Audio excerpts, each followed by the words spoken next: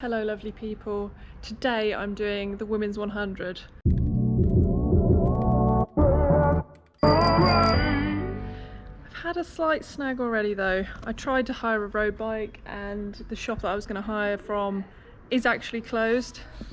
So this is my steed for 100k.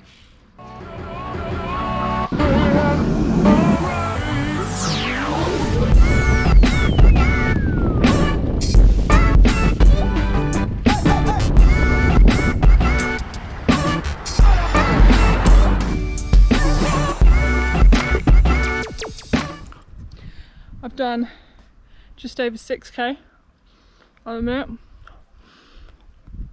This is going to take me a long time. That's taken me 36 minutes. I mean, I could run that fast. It was quite hard getting out of town, but it looks like it's opening out onto some pretty sweet bike paths now. Well, onwards.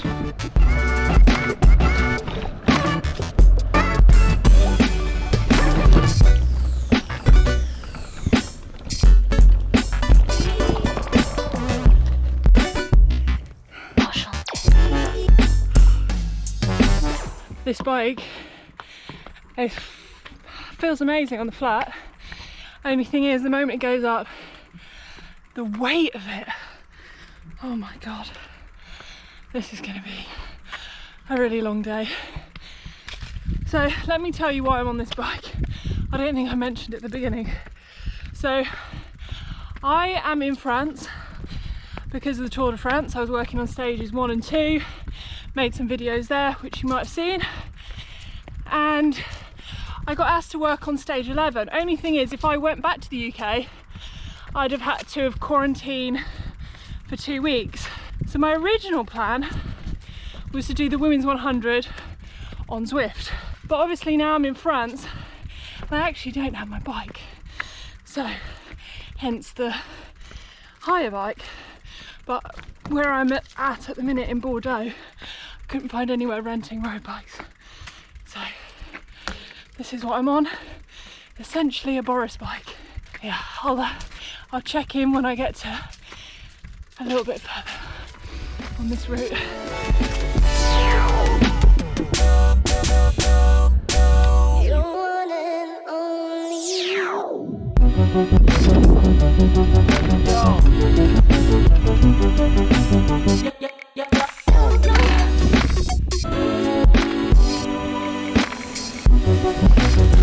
So I've stopped for a spot of lunch. At this point I've done just over 20k and it's taken me an hour and a half. So if I keep the same average speed, that's 7.5 hours for 100k. That is a long time. So I've looked at the route that I've planned and it's pretty hilly, but the last 25k is actually really flat. So hopefully I can make up a little bit of time and maybe get it in under 7 hours. I can't remember the last time that I did 100k, and yeah, this is going to be a good test for me for sure. Now that I've gotten out of the city of Bordeaux, it's just opened up and there's all, you know, all the grapes growing. So I'm just going to have my classic baguette for lunch and then continue on.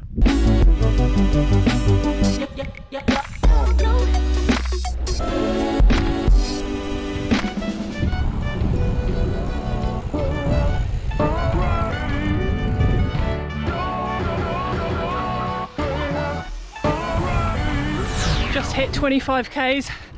I'm fueled purely by baguettes at this point. Baguette power! Plus there was just a downhill, so feeling good.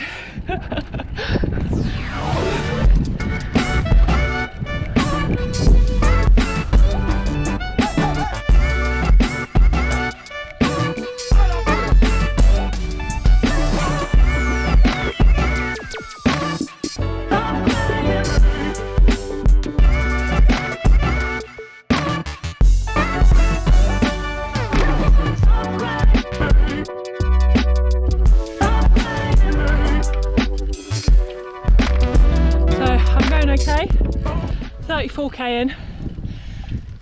It's starting to get quite lumpy now. This bike's got 3 gears, so this is gear 1.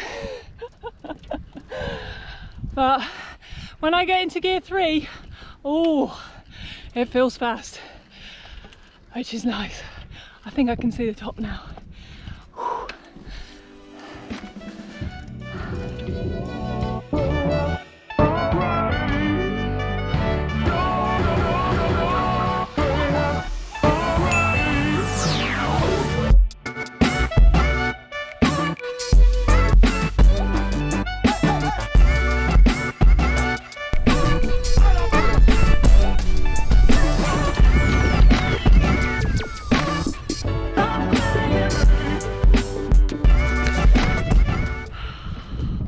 Absolutely gorgeous day, and I've managed to find this amazing little bike path.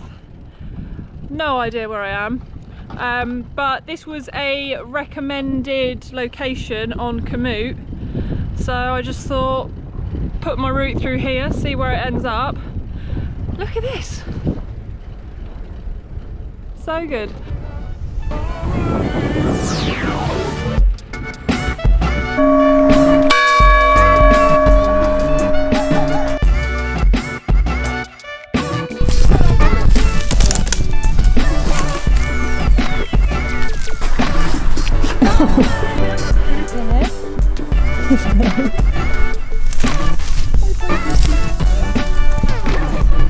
So just ticked over 50k, starting to feel it now, particularly on those climbs. I think that I'll make it, but it's going to be a late one. I reckon I'll be back about 8 o'clock, which will give me about 6 hours, 37 hours of ride time.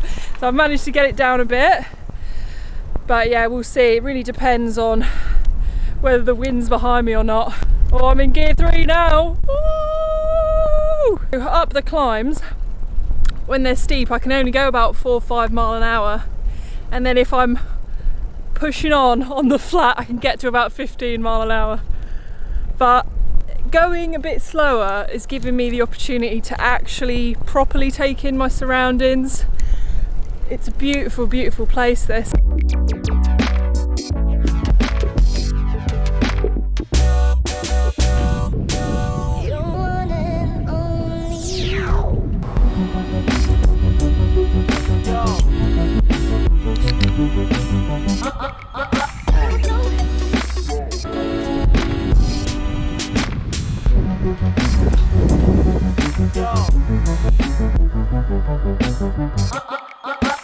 Right,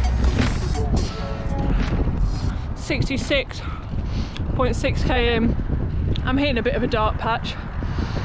Luckily I've got my fruit loaf. This might be the most stupid thing I have ever done. And I've done a lot of stupid things. Oh, it seemed like such a good idea about 5 hours ago.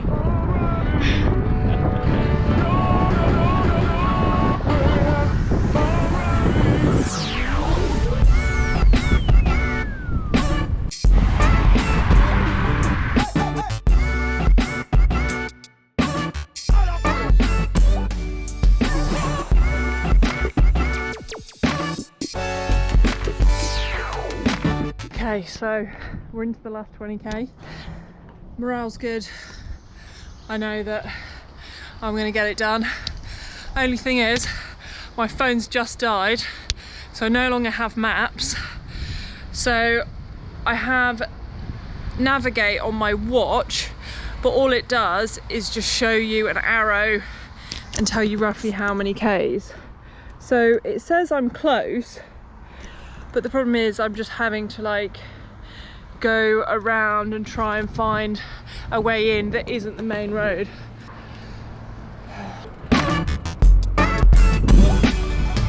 Oh, that was a dead end.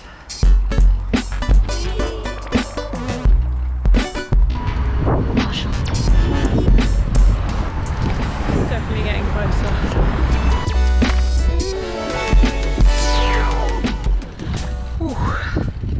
Into the last 4k now. The sun is actually setting. at the minute, but it's making the sky so pretty. But yeah, I'll be glad to get back, and I think I'll sleep well tonight.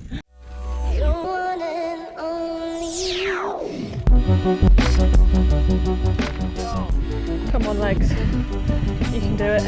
Yep.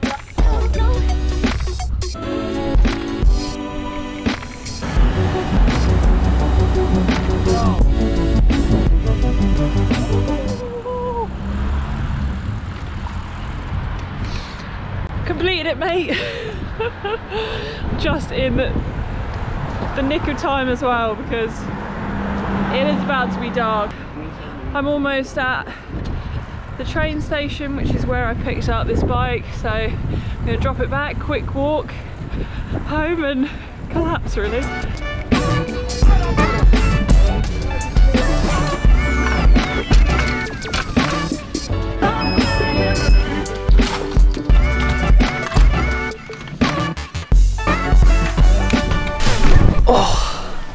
Finally back, I managed to do it.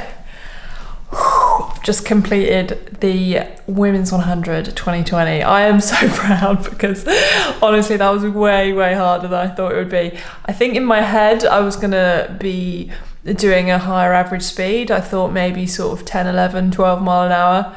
My average speed was 9 mile an hour.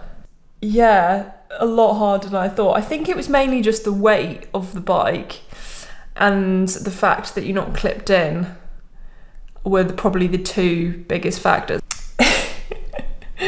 I'm kind of like not really sure why I did that, but hopefully you enjoyed this video. I did think of one takeaway. Now that I've gone back for a few minutes, I've had a chance to have a think. Doing something like 100k or like a really long ride, something that you are going to find challenging. You know, we all are at different levels with our cycling, so what's the challenge for you? If you put yourself through that challenge, you learn so much more about yourself. And I think even though today's ride was a little bit daft and it was just so ridiculously long, actually you go through so many different emotions, so many different places in your brain that you didn't even know existed, and just I definitely think it helps you be more resilient, more persistent, and it can only help you with your other parts of your life to kind of just keep going and overcome, because at the end of the day there is no option, you just have to keep going. So that's a good tip for life, I would say. So that's the takeaway from today. I hope you've enjoyed this video. Keep risking it for a risk it, and I'll see you in the next video, which will be stage 11 of the Tour de France.